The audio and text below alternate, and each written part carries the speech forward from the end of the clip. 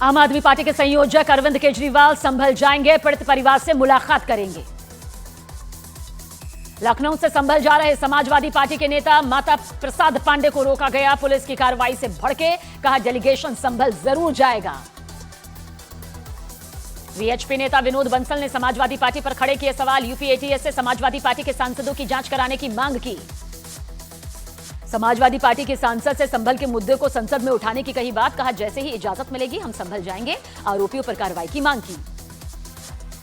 Samajwadi party के नेता जियाउर रहमान बर्क का बीजेपी पर निशाना, कहा सच्चाई छिपाने के लिए हमें रोका जा रहा है, हम अगली रणनीति बनाएंगे। हापुड़ में छिजासी टोल प्लाजा पर कड़ी सुरक्षा व्यवस्था।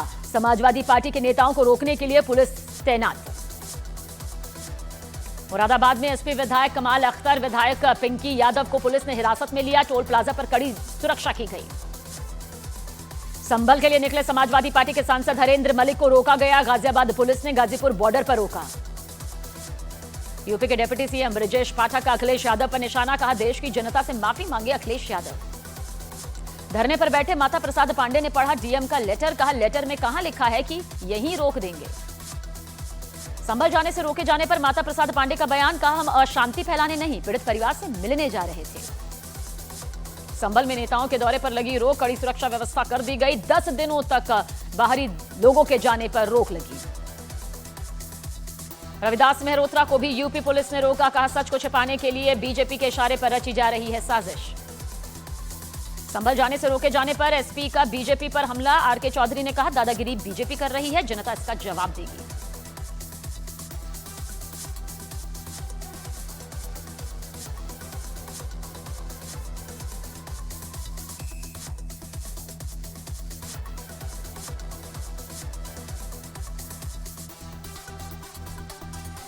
यूपी के श्रावस्ती में भीषण सड़क हादसा, कार और टेम्पो की टक्कर में 5 लोगों की दर्दनाक मौत, 6 की हालत गंभीर।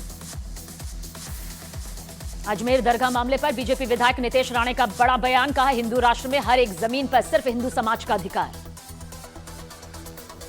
बांग्लादेश में हिंदू मंदिरों पर हमले जारी, चटगांव और पंथार घाटा में हिंदू मंदिरों पर हमले का दावा, इस्कॉन सूत्रों ने दी इसकी जानकारी। महाराष्ट्र में मंत्रिमंडल बंटवारे पर फंसा पेच, सूत्रों का दावा शिंदे गृह मंत्रालय और विधानसभा स्पीकर के पोस्ट की मांग उन्होंने की है। बीजेपी दोनों मांगे मानने को तैयार नहीं। संजय राउत ने महायुति पर साधा निशाना, पूछा आखिर 8 दिन बाद भी महाराष्ट्र को क्यों नहीं मिल पा रहा मुख्यमंत्री।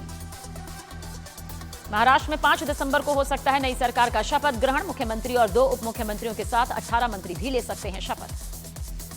स्वाति मालीवाल ने दिल्ली की आम आदमी पार्टी पर साधा निशाना, कहा बेहद खराब है दिल्ली की सड़कों की हालत, सीएम के क्षेत्र में भी हालात बेहद खराब। आम आदमी पार्टी पर बीजेपी का बड़ा हमला, बीजेपी ने आम आदमी पार्टी के विधायक और गैंगस्टर के साठगांठ का लगाया आरोप। बिहार के पूर्णिया से सांसद पप्पू यादव को फिर मिली धमकी, लॉरेंस के नाम से धमकी देने वाले ने कहा 24 घंटे में तुम्हारी हत्या हो जाएगी। यूके और जर्मनी की यात्रा से लौटने के बाद दिल्ली पहुंचे मध्य प्रदेश के मुख्यमंत्री मोहन यादव, दिल्ली में बीजेपी कार्यकर्ताओं से मुलाकात की। देहरादून में विधायक आशा नौटियाल ने ली पद और गोपनीयता की शपथ, सीएम पुष्कर सिंह धामी भी रहे इस दौरान मौजूद। यूपी विधानसभा उपचुनाव में जीते विधायकों को दिलाई गई शपथ, कार्यक्रम में सीएम योगी आदित्यनाथ भी रहे मौजूद। महाकुंभ के प्रचार प्रसार में जुटी योगी सरकार, आध्यात्मिक एजेंडे को लेकर देश विदेश जाएंगे योगी मंत्रिमंडल के चुनिंदा मंत्री। उत्तरकाशी में 1 दिसंबर को होने वाली महापंचायत को सशर्त मिली इजाजत, 50 मीटर के दायरे में धारा 163 लागू करने का आदेश। संभल हिंसा में मारे गए लोगों के परिजनों को 5-5 लाख रुपए का मुआवजा देगी समाजवादी पार्टी, सरकार से की 1-1 करोड़ की आर्थिक मदद देने की मांग।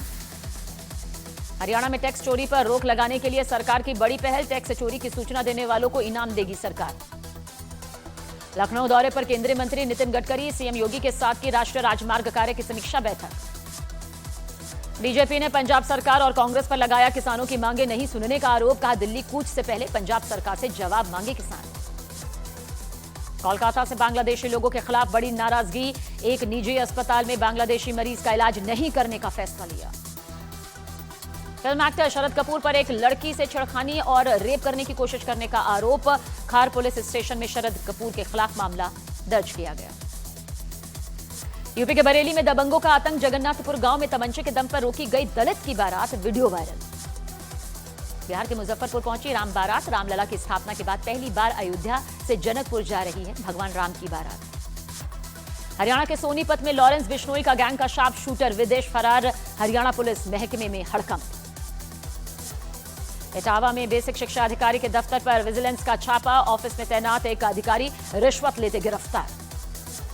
राजस्थान, महाराष्ट्र और गुजरात में आयकर विभाग की कार्रवाई, उदयपुर में ट्रांसपोर्ट कंपनी के मालिक के घर से 22 किलो सोना और 3 करोड़ कैश बरामद। बलिया में हुए वसूली कांड में बड़ी कार्रवाई, 11 पुलिसकर्मियों को किया गया लाइन हाजिर, 5 पुलिस वालों का ट्रांसफर। पंजाब पुलिस ने अवैध हथियारों की तस्करी करने वाले 2 लोगों को धर दबोचा, पाकिस्तान से तस्करी कर लाई गई थी हथियारों की एक खेप। वाराणसी कैंट रेलवे स्टेशन पर पार्किंग शेड में लगी भीषण आग, पार्किंग स्टैंड में खड़ी 200 मोटरसाइकिल जलकर खाक, बिजली के तार से निकली चिंगारी से आग लगने की आशंका।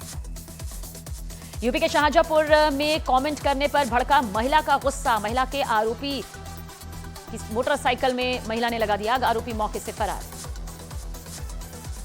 चेन्नई में भारी बारिश की वजह से कई इलाकों में भरा पानी, तूफान की वजह से तेज हवा के साथ हो रही है भारी बारिश। तूफान फिंगल की वजह से चेन्नई एयरपोर्ट शाम 7 बजे तक बंद, इंडिगो ने कैंसिल की अपनी सभी उड़ानें। तमिलनाडु के महाबलीपुरम में समुद्र में उठी ऊंची ऊंची लहरें, तटीय इलाकों में जारी अलर्ट। तूफान की वजह से तमिलनाडु के कांचीपुरम में लगातार भारी बारिश, प्रशासन ने लोगों से घर के अंदर ही रहने की अपील की। नॉर्थ चेन्नई में भी दिखा फेंगल तूफान का असर, तूफान की वजह से चल रही है तेज हवाएं, हालात को देखते हुए रेस्क्यू टीम अलर्ट मोड पर। फेंगल तूफान की वजह से विशाखापट्टनम के तटीय इलाकों में दिखाई दी ऊंची ऊंची डरावनी लहरें, तटीय इलाकों में रेस्क्यू टीम अलर्ट। तमिलनाडु के सीएम एन के स्टालिन ने राहत और बचाव की तैयारियों का जायजा लिया, अधिकारियों से ली पूरी जानकारी।